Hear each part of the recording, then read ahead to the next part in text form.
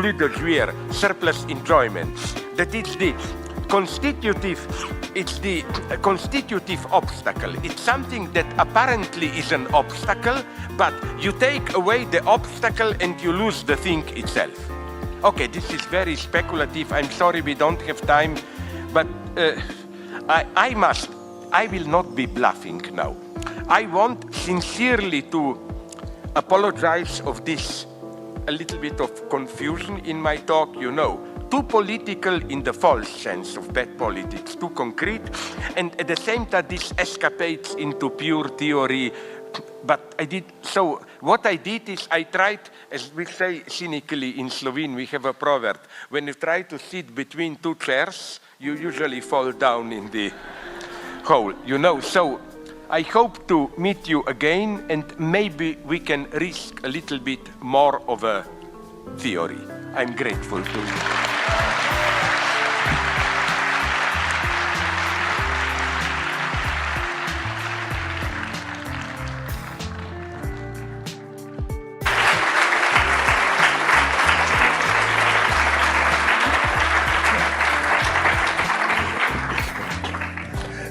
Thank you very much. I'm very glad to be here.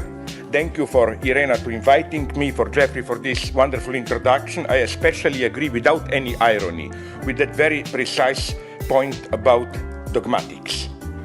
I think that, and especially I would even go a step further and say dogmatics in the theological sense in the word. Why? Maybe it will become clear from what I will be saying. So let me go to the point, but nonetheless, I hope you will not be too disappointed, because it will not be only jokes in what I will be saying. Okay, let me begin in a very traditional way with a big question. What can philosophy do today?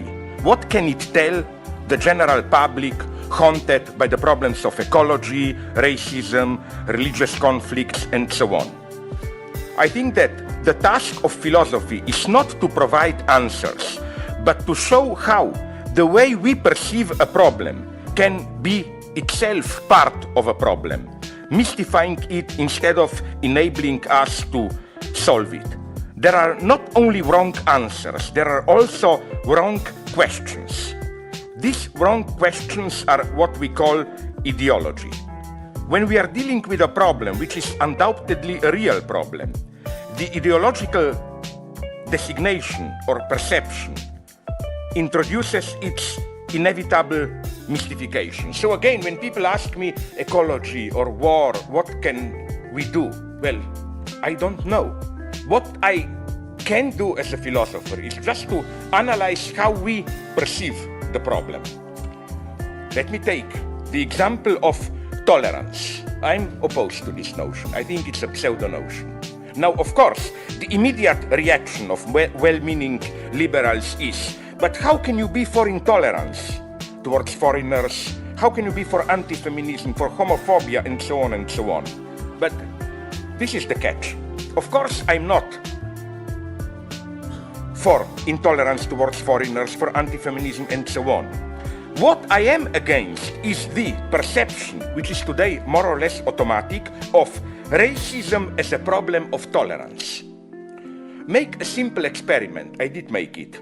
Go and check on the web Martin Luther King's speeches. If there is a great figure of anti-racist fight, of course it's Martin Luther King. You will see that the word intolerance is practically absent there. For Martin Luther King, one doesn't fight racism with tolerance, but with what? Emancipatory political struggle, even armed struggle. So, why are so many problems today perceived as problems of intolerance rather than problems of inequality, exploitation, injustice, and so on? You see my point? That's for me the problem. Racism is a problem, but to perceive racism as a problem of tolerance, it's not automatic. In this innocent shift of perspective, there is ideology. Why? I claim the reason is the liberal, multiculturalist basic ideological operation, the, let's call it, culturalization of politics. Political differences, differences conditioned by political inequality or economic exploitation, are naturalized, neutralized into cultural differences. That is, into different ways of life, which are something given, something that cannot be overcome, so they can only be tolerated. The cause of this culturalization is the retreat, the failure of direct political solutions such as welfare state or various socialist projects. Tolerance is their post-political ersatz. And I think the same goes for harassment, another heavily connotated ideological term. Again, of course, I am very much against brutal harassments like rape, bigotry, and so on and so on. The problem is that in today's ideological space, real harassments, their perception, is irreducibly intertwined with the narcissistic notion of an individual who experiences all proximity of others as an intrusion into his or her private space. So I claim that the way we, in the so-called highly developed Western countries, if you look closely how we effectively use the word tolerance, I claim it de facto as a rule means its exact opposite. Tolerance means don't harass me. Don't harass me means don't come too close to me. You know, like, are you washed, desodorants, don't smoke. And in other words, tolerance means I am intolerant towards your over proximity to me. Tolerance means don't come too close, stay at the proper distance. So ideology is, in this precise sense, a notion which, while designating a real problem, blurs a crucial line of separation. Okay, another of such classical ideological notions today, I think, is this celebration pseudo-Deleuzian of nomadic existence and so on and so on. Why? Because instead of enabling us to draw the crucial distinction, it blurs it.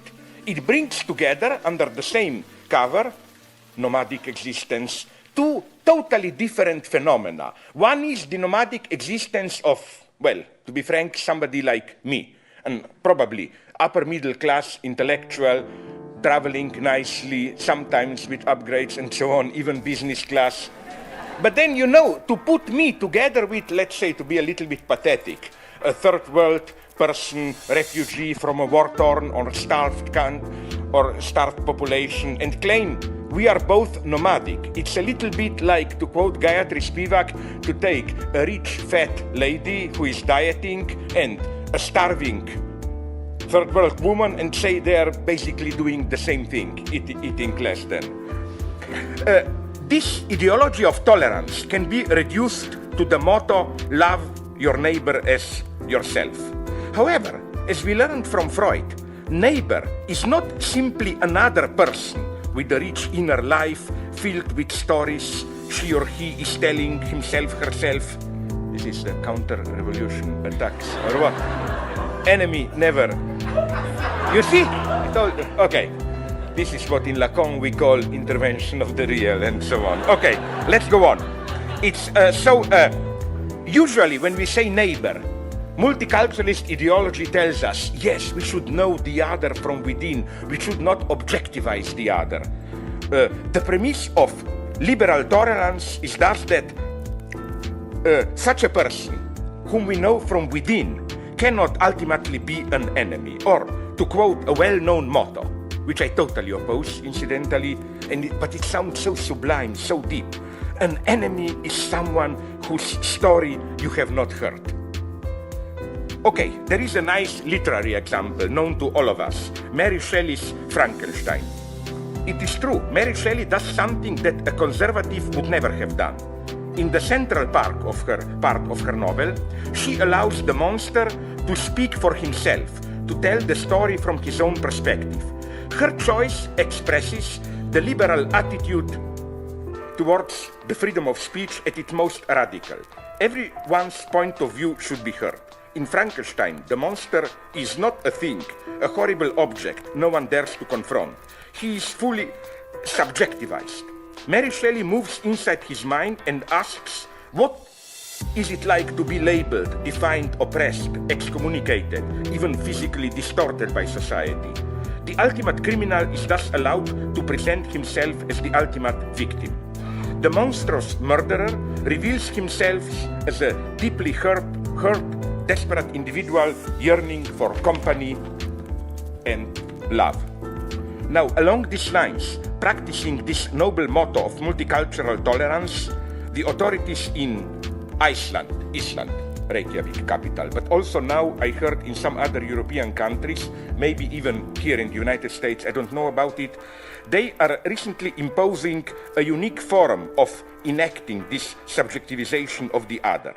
In order to fight the growing xenophobia, the result of the greater and greater number of immigrant workers in Western Europe, as well as sexual intolerance, they are organizing what is called living libraries.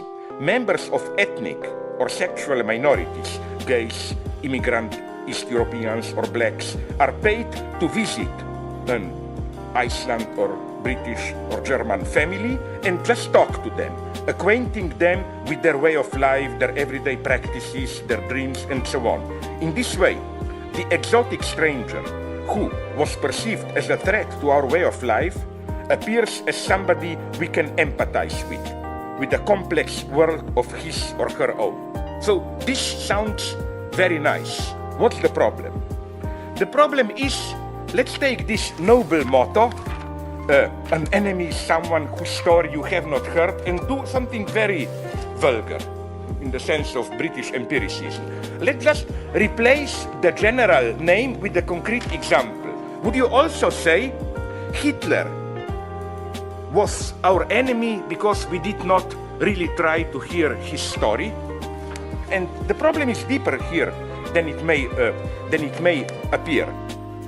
Namely, the automatic presupposition which we should abandon is that the story we are telling ourselves about ourselves, our inner, authentic self-experience, is the point of truth.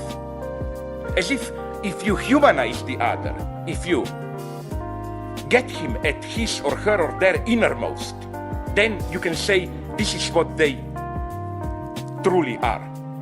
But I think that this precisely, if there is a lesson of psychoanalysis, is that this precisely is what we should radically abandon. If from what we know about Hitler, if we take again the worst example, one of the worst, Hitler, I think that even for him probably, the same as Hannah Arendt claimed for Eichmann would have hold.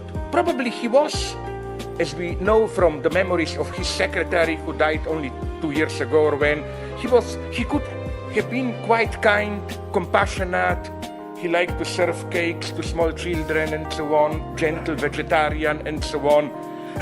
And I'm even quite sure that he was absolutely sincere in this.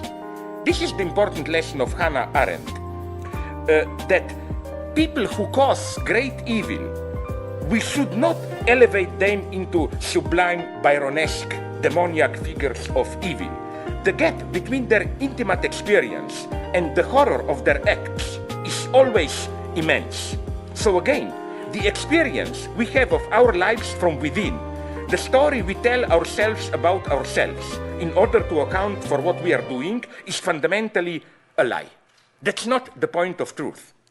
So let me give you two extreme examples which I already developed in some of my earlier books. One Western, one Eastern. The West, Père Joseph. You maybe know who he was, the grey eminence of Cardinal Richelieu. And you should maybe read the book Aldous Huxley, The Grey Eminence, about Père Joseph.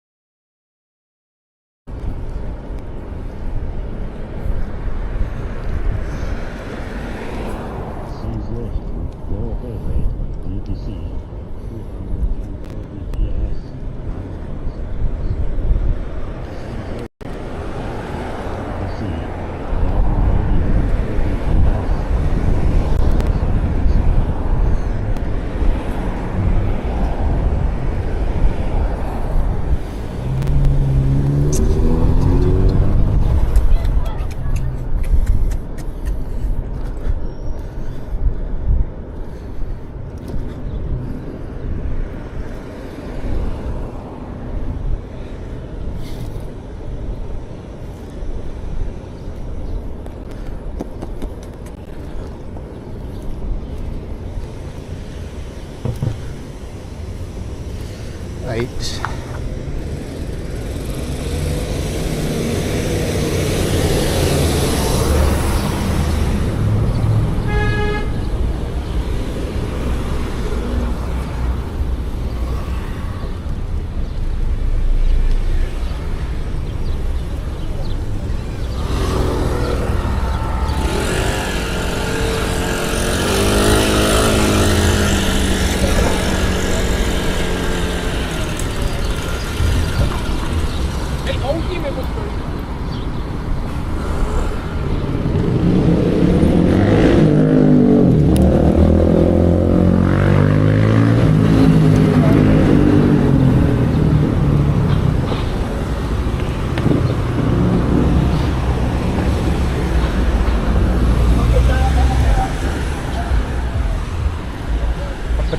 Betul.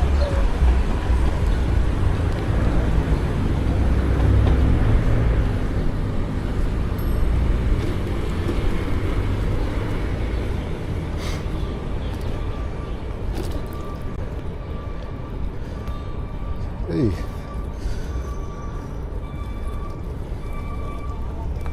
Oh, shit.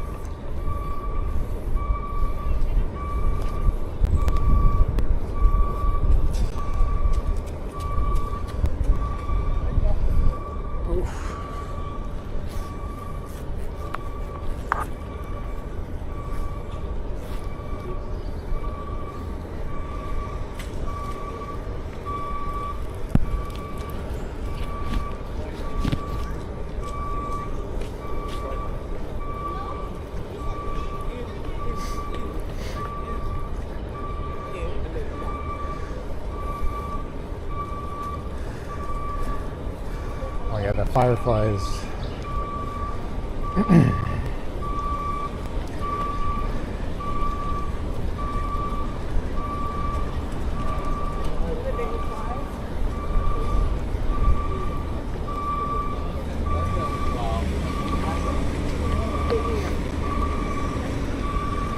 It's firefly time.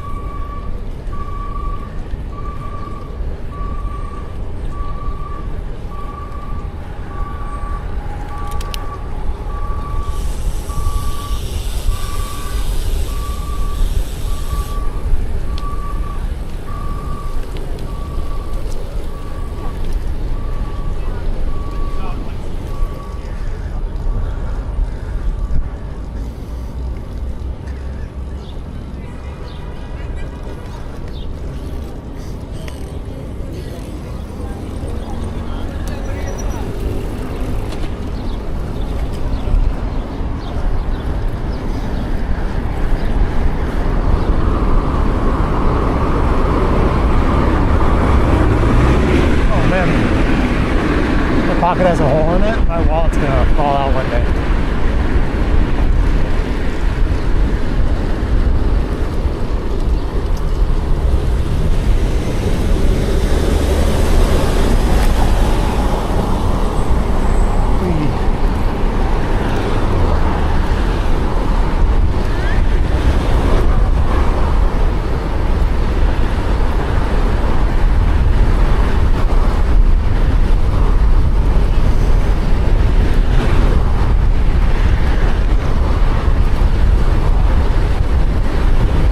So we came this way for.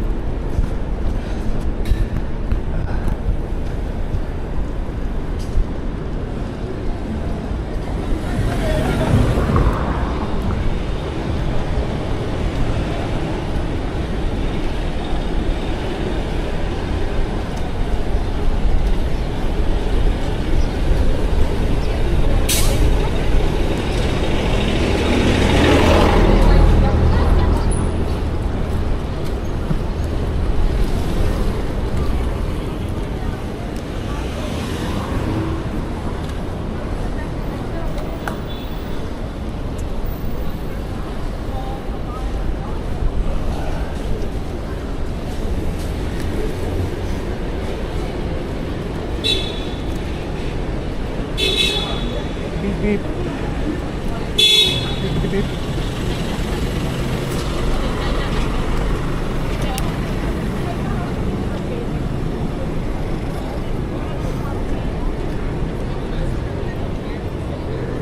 Beep, beep, beep.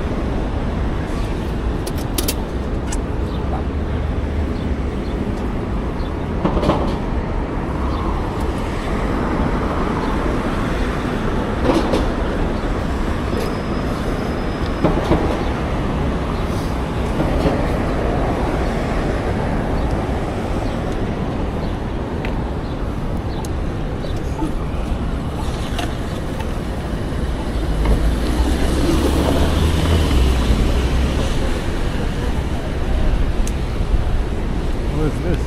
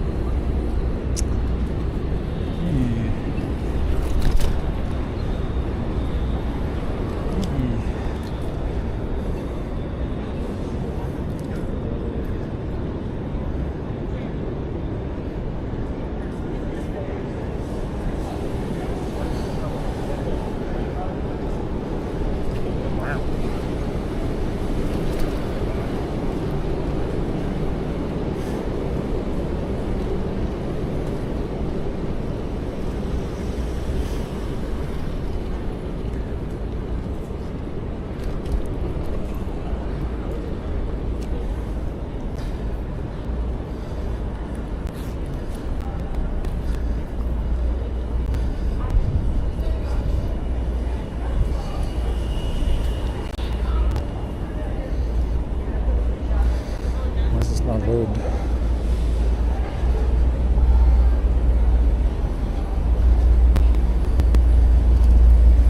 Don't understand.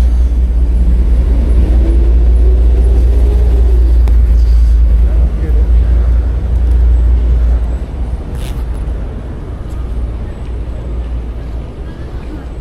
I don't understand.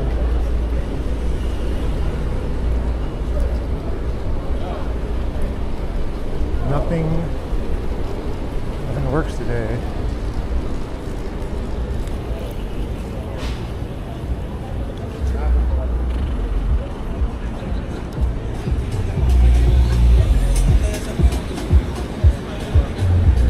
Going to the park.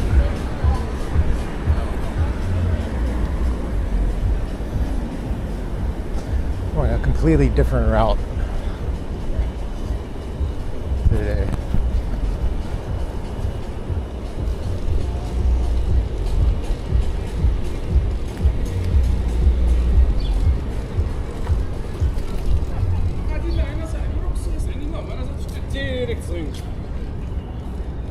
Red.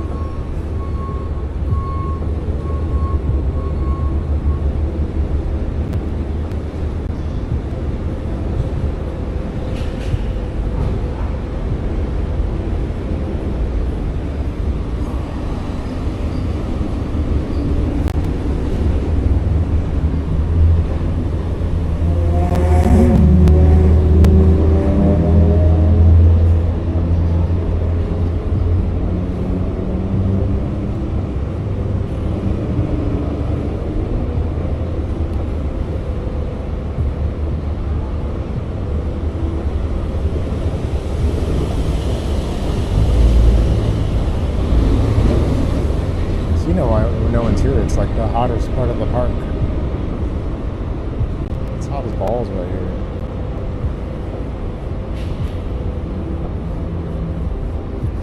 It's so hot.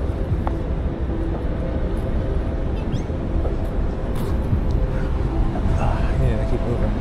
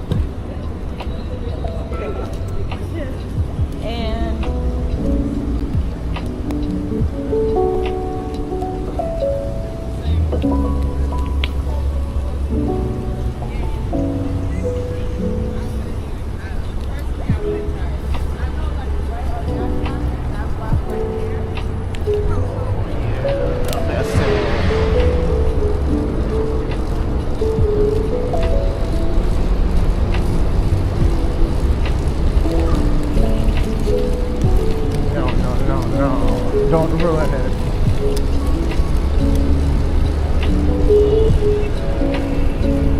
No, Hitler.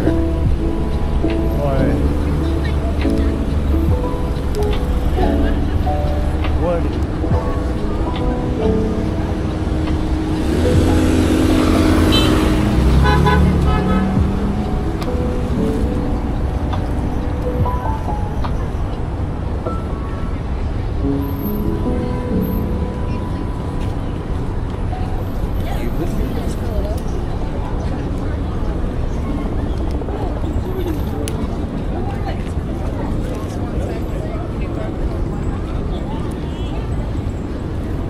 Oh, this is where the entrance is.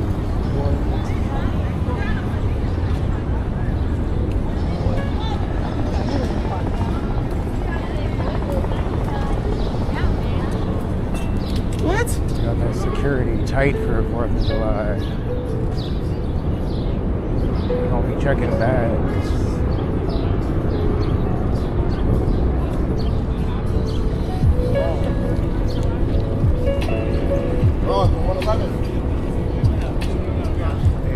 Checking bags.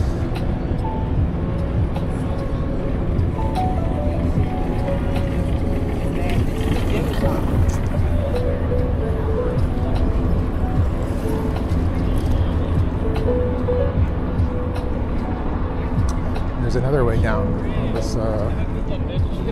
Keep following the path down here. I just didn't do it. There's a lot of people.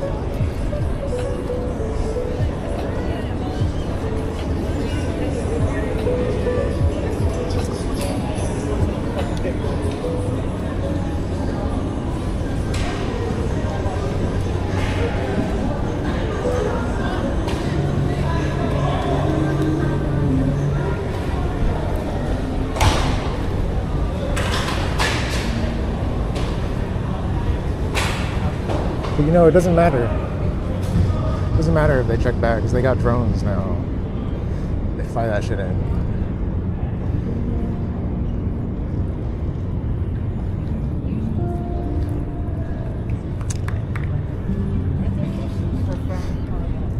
Pretty soon, every like outdoor event's gonna have a big net over the top of it to keep the drones from getting in. It's gonna be crazy.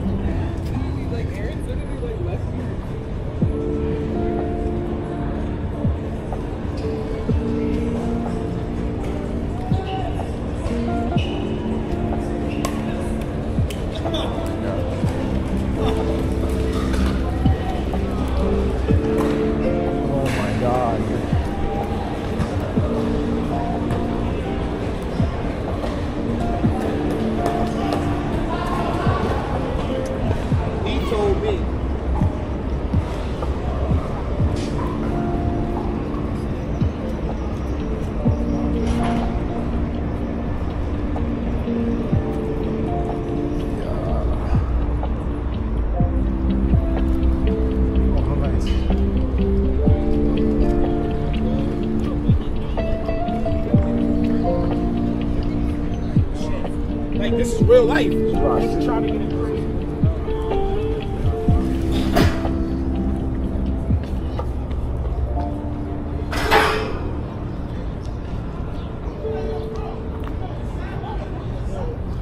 That boat.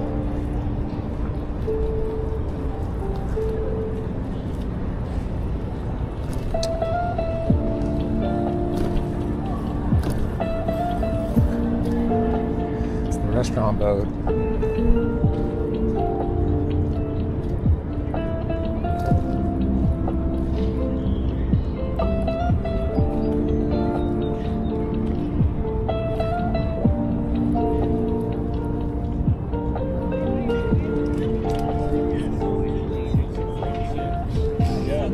Yeah, men's story.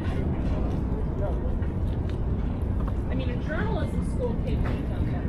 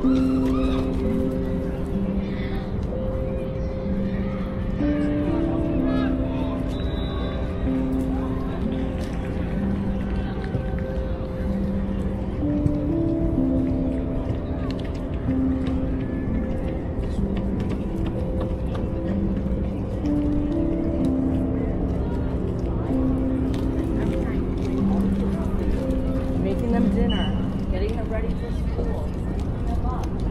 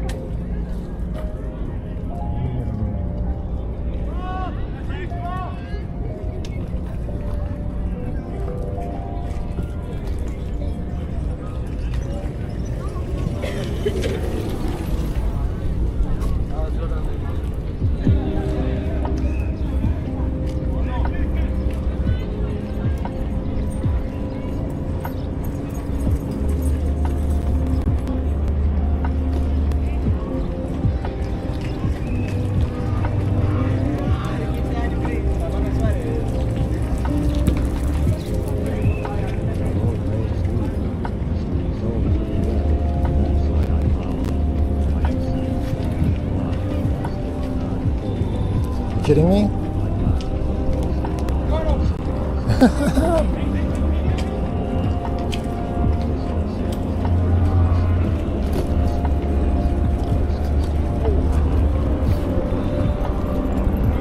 Experience. I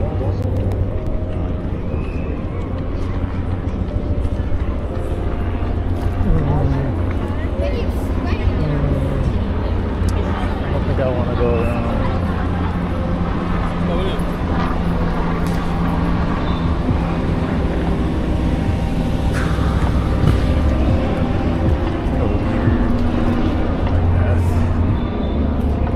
What have they done?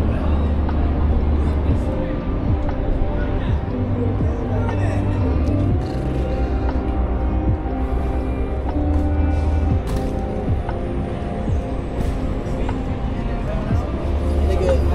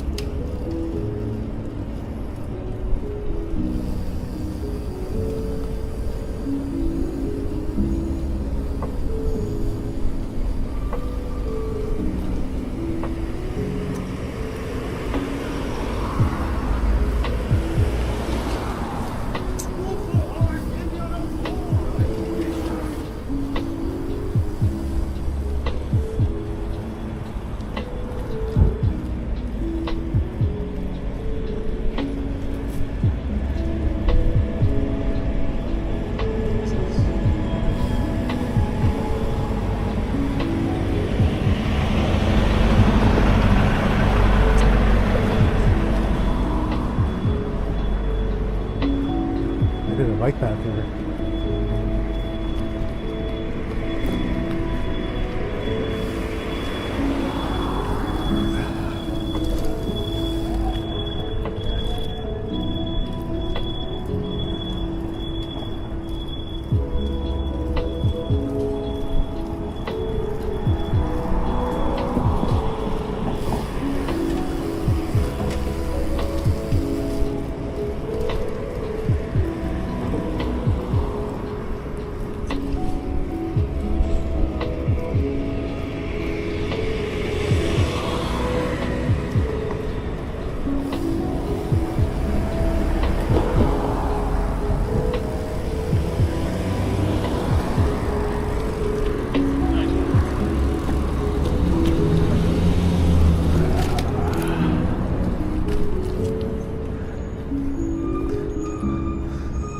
What is this?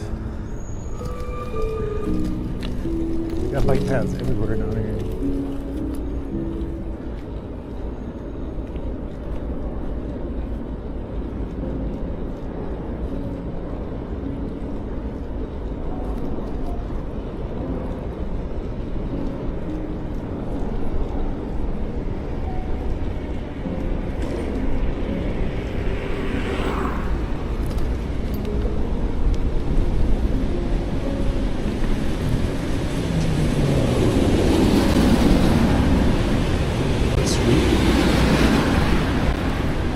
Streets.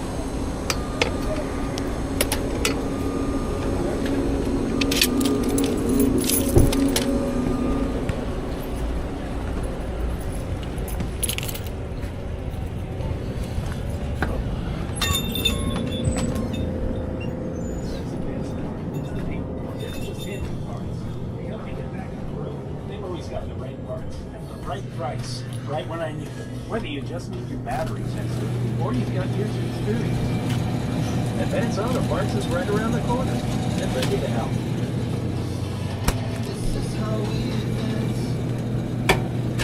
This is what Bill calls home, and this is what Janice calls an office. But sometimes it's together. I don't know. Your closet's designed to space with purpose.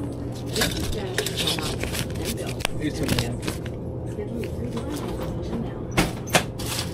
I wonder why they call it support beef. Thank you.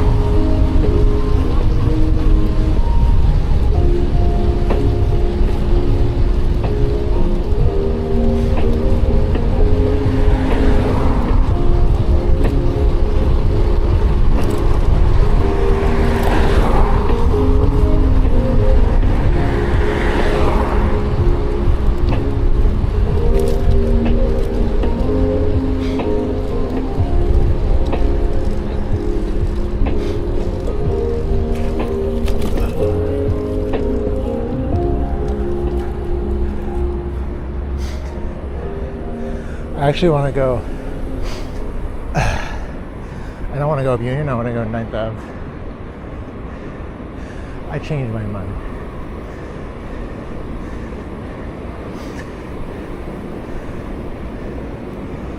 Got the Rebels. Rebels.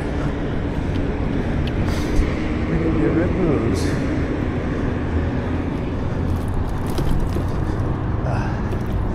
Already went kind of far, but man,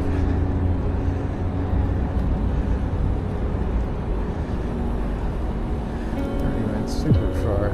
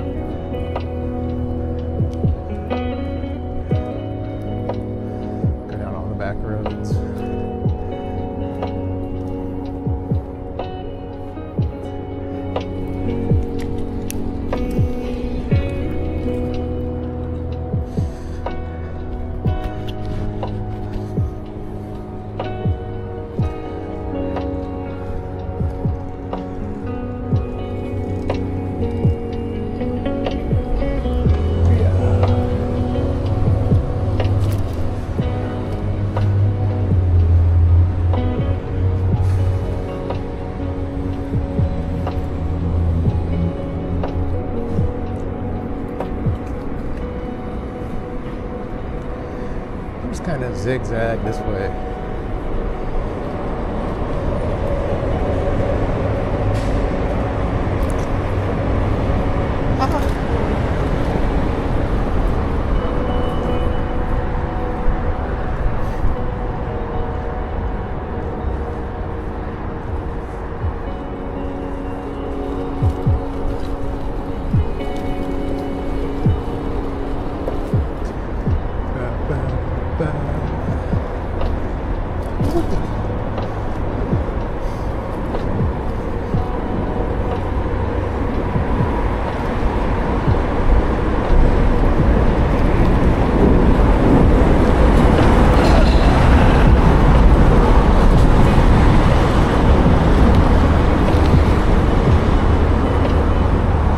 The zig and the zag. It's that easy. We could have just gone to the gas station. Yeah.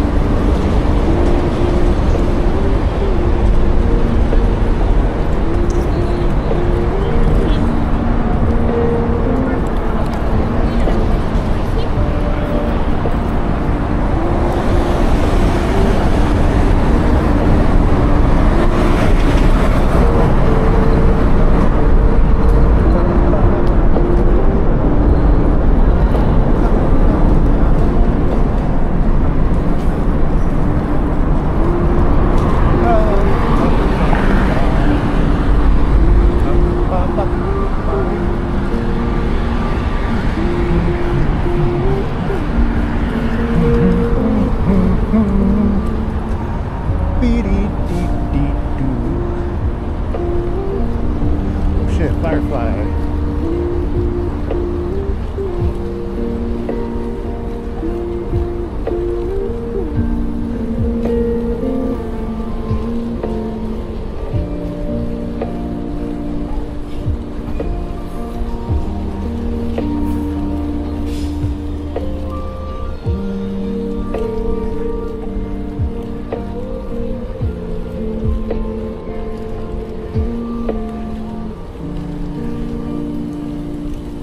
I keep hitting the fireflies with my arm. Let's go third.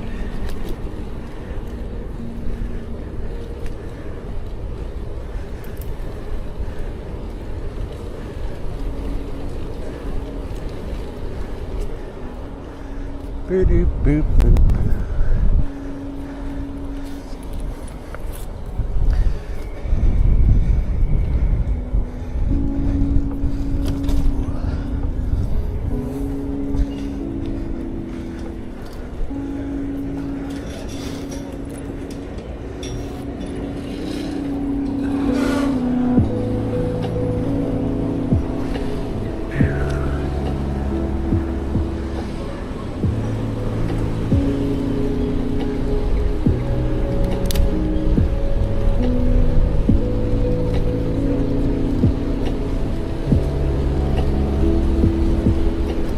I know where we are.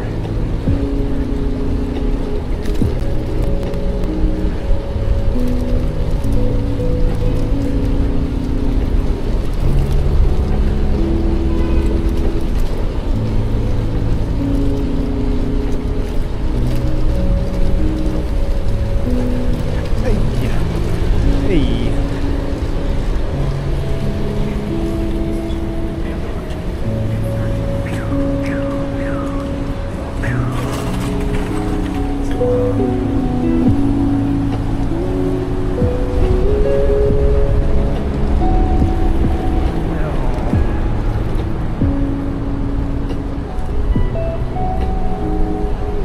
Forgot 9th Street is one way there.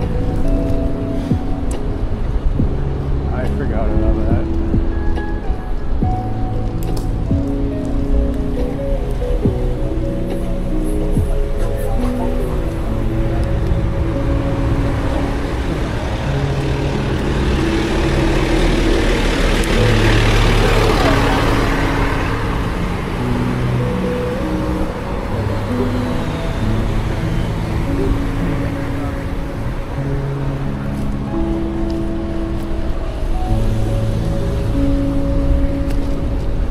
It's a very roundabout way to get to 9th Street, but we did it.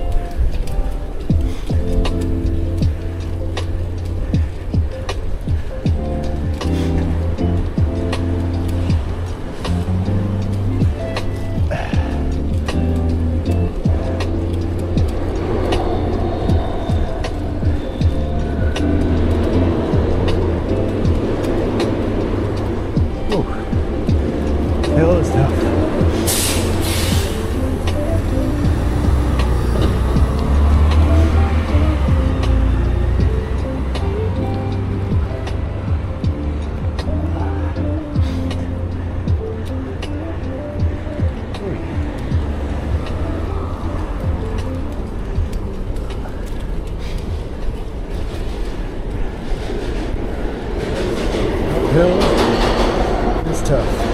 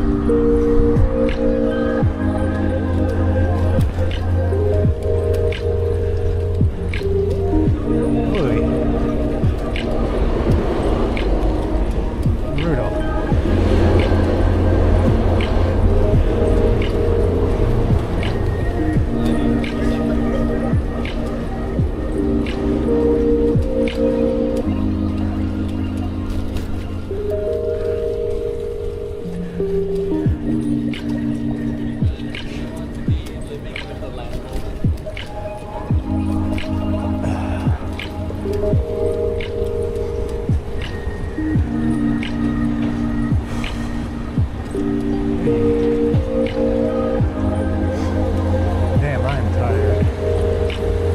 Wow.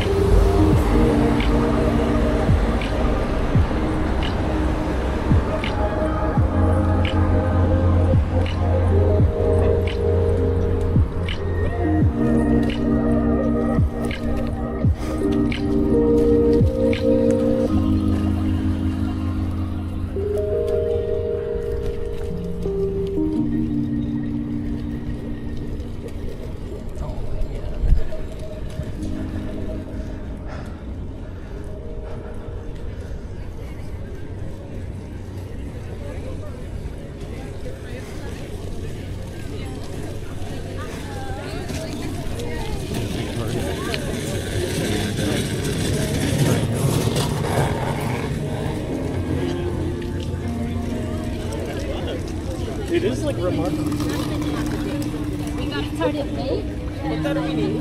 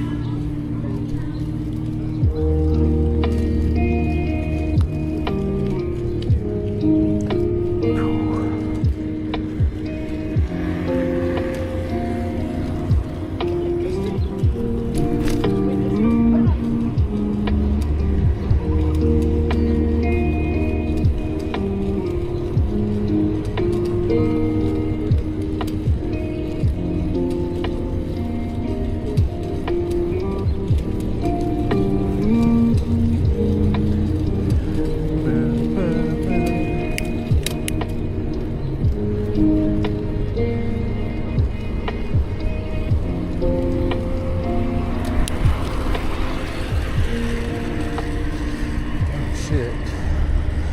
We got the fucking speed racers. They're flying.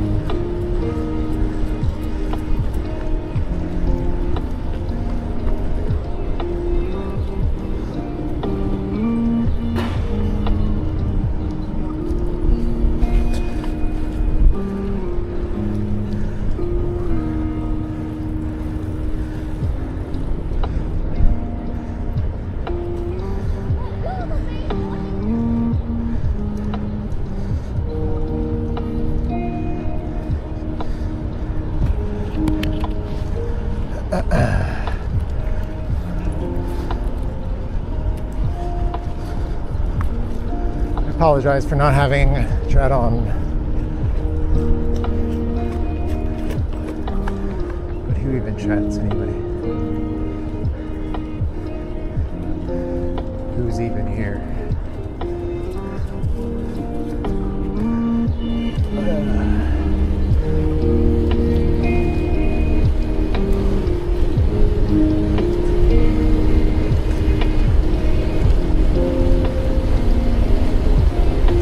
Who's even here?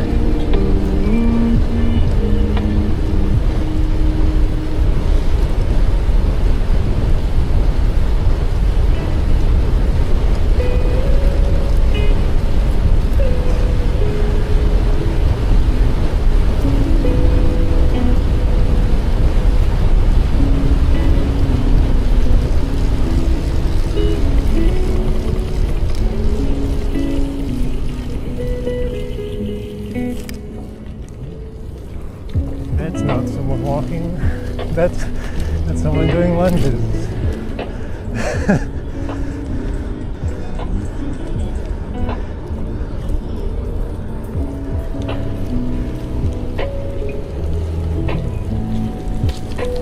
Shit, what is this?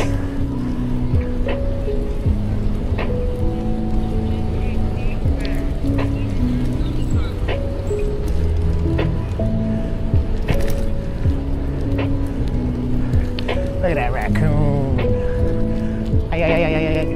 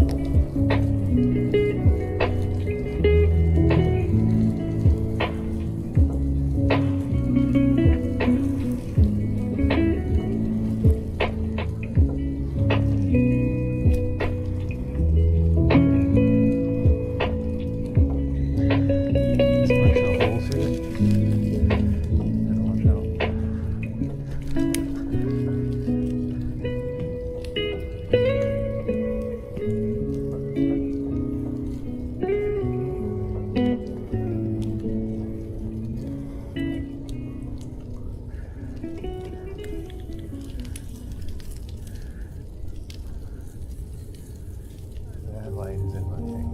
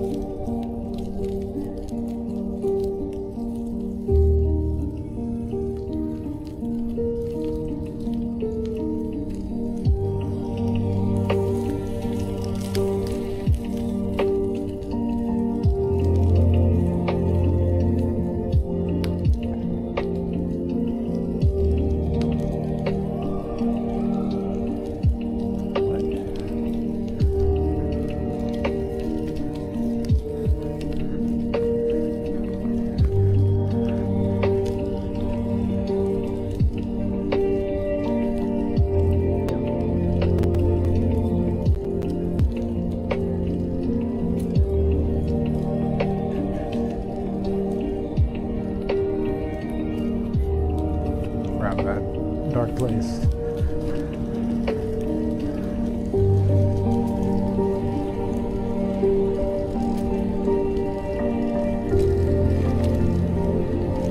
This will be another dark place.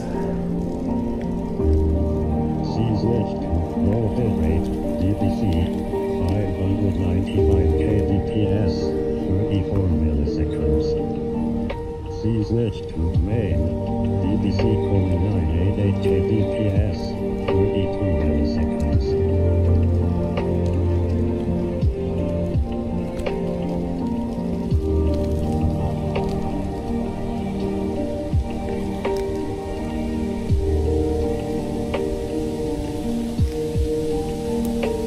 Can't see if there's anyone here. Just see shadows.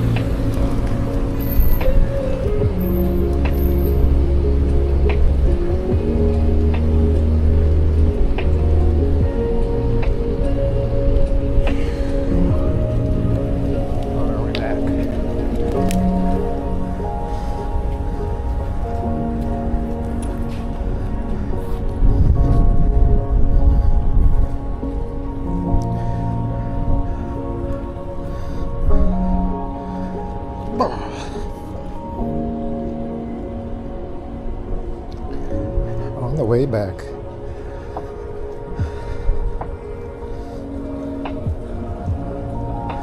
All devices are emitting radio frequency.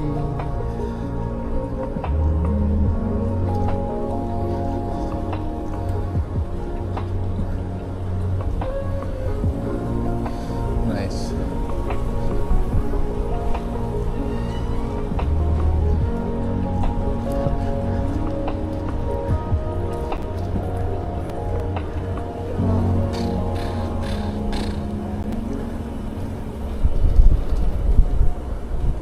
Bruh.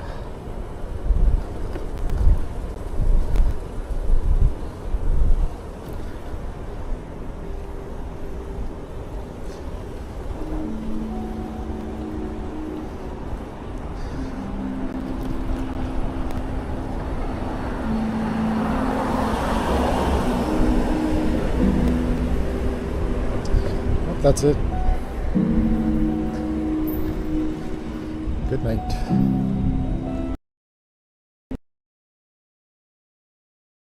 Aldous Huxley so much about Père Joseph. It's that he was, well, the most brutal real politician that you can imagine. Organizing kidnappings, torture, dark plotting. He's basically the guy, if we simplify history, who is responsible for Hitler. You know, in one sense. In the 30 Years' War, 1618-1648 in Europe, he was the one who made a pact between Catholic France and Protestant Sweden against, Catholic Austria in order to weaken Germany, to prevent the reunification of Germany. He succeeded. The result was the German deferral of reunification, which was the structural condition for Hitler. Okay, the worst guy you can imagine. But there is something quite fascinating. After he did this dirty work every evening, metaphorically, almost every evening, he was in permanent conversation, exchange of letters with some French convent with nuns, and the exchange of letters demonstrates that he was practicing mystic, the same Père Joseph, and you cannot escape the conclusion. His mystical meditations are, how should I put it simply, top of the top, absolutely at the level of Saint Teresa, of whatever you want. And this is what fascinated Huxley. How is it possible that the same person who was ruthless, lying, poisoning, brutality itself, at the same time demonstrates a breathtakingly deep spiritual strength? Huxley's solution was a very simple one, was that there must be something in Western Christianity which enables this, opens up the possibility of this deviation. He thinks it's too much fixation on pain, fascination with the figure of Christ on the cross. So Huxley's solution, let's turn to Eastern spirituality. But there I think the story is the same. I read a book which I often quote, Brian Victoria. He himself is a Zen Buddhist, Zen at War, where you learn again.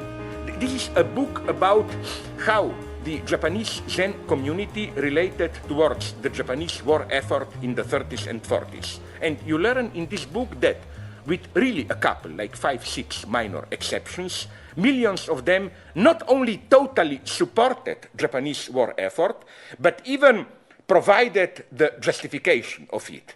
Let me mention a figure which I'm sure is well known to many of you, Daisetsu Teitaro Suzuki, popular in the 60s here in the States and in all Europe as the great popularizer of Zen Buddhism. Maybe we should also read his texts from the 30s and 40s, where, for example, in justifying Japanese invasion of China, he said that the Chinese should learn that from the cosmic perspective, the sword which is killing them now is really a sword of love. Then he advises the attitude of a true warrior, that you should, as it were, overcome your ego and objectivize yourself, which makes killing much easier. He says, like, when you kill a man, you shouldn't think I'm pulling the trigger to hit him. You should say, I'm observing how my hand triggers a gun, and when the bullet flows through the air, the enemy body stumbles upon it so that instead of a substantial confrontation of me hurting another human being, you get some kind of an abstract ballet. So even more, Suzuki and others, if you want detailed proofs, read the book, demonstrate how he demonstrates how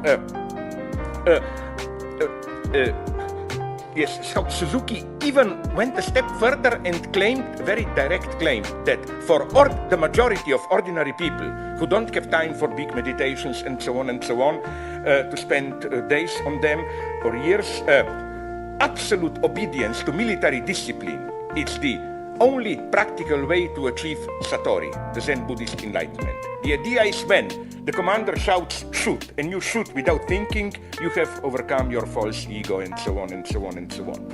So again, my point is not, look, Suzuki was a dirty militarist in reality.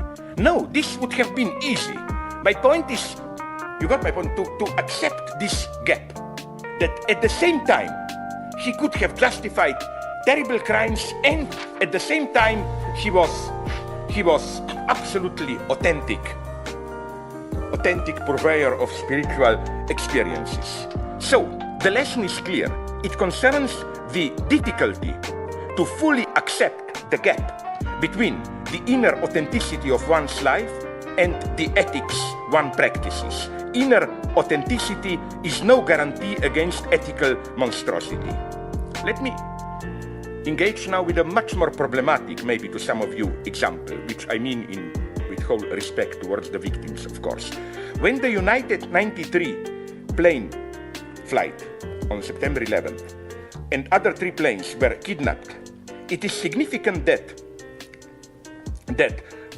the focus of the phone calls to their closest relatives from the passengers who knew they were about to die was always something like, I love you. However, a suspicion remains here. Is this desperate confession of love also not something of a sham? The same kind of fakery as the sudden turn to God and prayer of someone who suddenly faces the danger or proximity of death. In other words, I'm talking now about a very desperate moment. They knew they were dying. You make the last call to your wife, beloved, whatever, I love you. But I claim, why should this be authentic? There is no reason to think this is authentic.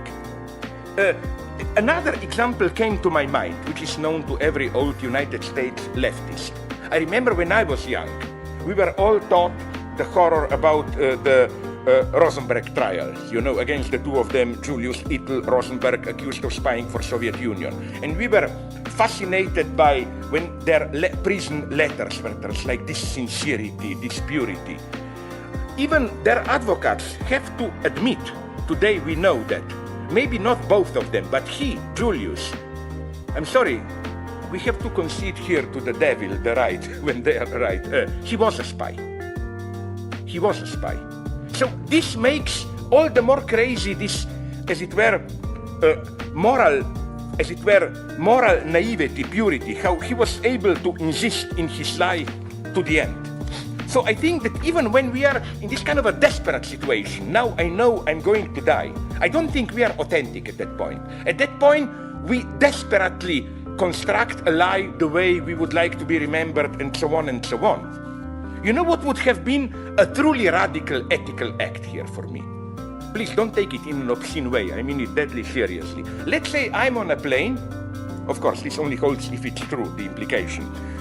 The true act would have been, okay, I'm on a plane, I have a chance to call my wife, I know in 2 minutes I will be dead. To call my wife and to say, listen darling, in half a minute I will die, but frankly our marriage was hell, I'm glad, and so on. That would have been an act. That would have been something. To avoid this surge, oh my God, now I must patch things up, and so on. At that point, to assert, that would have been something. And incidentally, I'm thinking maybe even it would have been humanly the best thing. Certainly for the wife, it would have been easier to forget you in this way. Recall another tragic figure which really fascinated me from the Cold War era. Those Western leftists who heroically defied anti-communist hysteria in their own countries with the utmost sincerity. They were even ready to go to prison for their communist conviction and defense of Soviet Union. Like I now read a biography of, the great black singer Paul Robeson, who was up to the end total defender of Soviet Union. Isn't it the very illusory nature of their belief which makes their subjective stance so tragically sublime?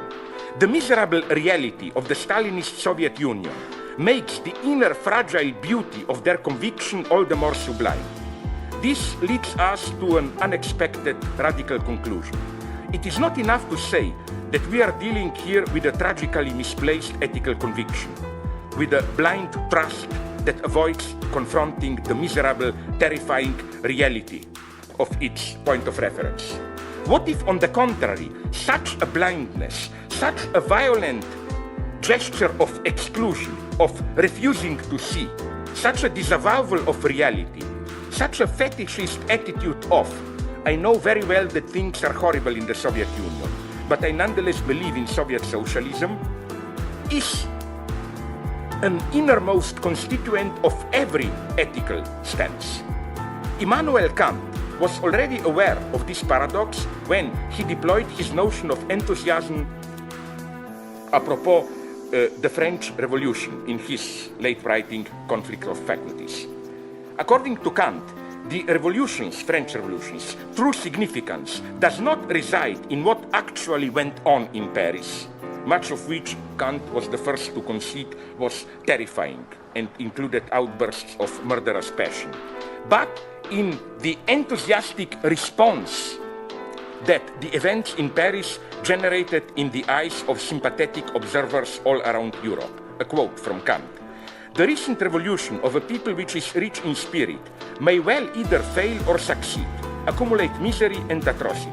It nevertheless arouses in the heart of all spectators a taking of sides according to desires which borders on enthusiasm and which, since its very expression was not without danger, can only have been caused by a moral disposition within the human race. End of quote. So, to translate this into Lacanian language, the real event, the dimension of the real, did not reside in the immediate reality of the violent events in Paris, but in how this reality appeared to observers and in the hopes thus awakened in them. The reality of what went on in Paris belongs to the temporal dimension of empirical history. The sublime image that generated enthusiasm belongs to eternity. And, mutatis mutandis, I claim, does the same not apply to the Western admirers of the Soviet Union? The Soviet experience of building socialism in one country certainly did, to quote Kant, accumulate misery and atrocity, but it nevertheless aroused enthusiasm in the heart of the spectators, who were not themselves caught up in it. The question here is, does every ethics have to rely on such a gesture of fetishist disavowal, of such a I don't want to see something as a condition of my sublime ethical enthusiasm? I think, yes, every ethics, with the exception of the ethics of psychoanalysis. To wonder at this fact is not a proper philosophical attitude. That is to say, what if that which appears as an inconsistency, as the failure to draw all the consequences from one's ethical attitude, what if this is on the contrary the positive condition of possibility of ethics? What if such an exclusion of some form of otherness from the scope of our ethical concerns is co-substantial with the very founding gesture of ethical universality, so that the more universal our ethics is, the more brutal the underlying exclusion is? What the Christian all-inclusive attitude, St. Paul's famous, there are no men or women, no Jew or Greeks for me, what this attitude involves is a radical exclusion of those who do not accept inclusion into the Christian community. In other particularistic religions, even in Islam, there is a place for others. They are tolerated even if they are looked upon with condescension. The Christian motto, all men are brothers, however, also means that those who do not accept to be my brothers are not men. In the early years of the Iranian Revolution, Khomeini played on the same paradox when he claimed, I remember it plastically even now, in an interview for the Western press that the Iranian Revolution is the most human in the entire history. Not one person was killed, he claimed, in the Iranian Revolution. When the surprised journalist asked him about the death penalties publicized in the very Iranian media, Khomeini calmly replied, "Those that we killed were not men but criminal dogs." I think this logic is somehow implied by every ethical universalism. So what then does ethical universality exclude? Which dimension? There is a wonderful passage in Marcel Proust's Recherche in Search of the Lost Time, in which Marcel, the figure in the novel, uses phone for the first time, speaking to his grandmother. Her voice, heard alone,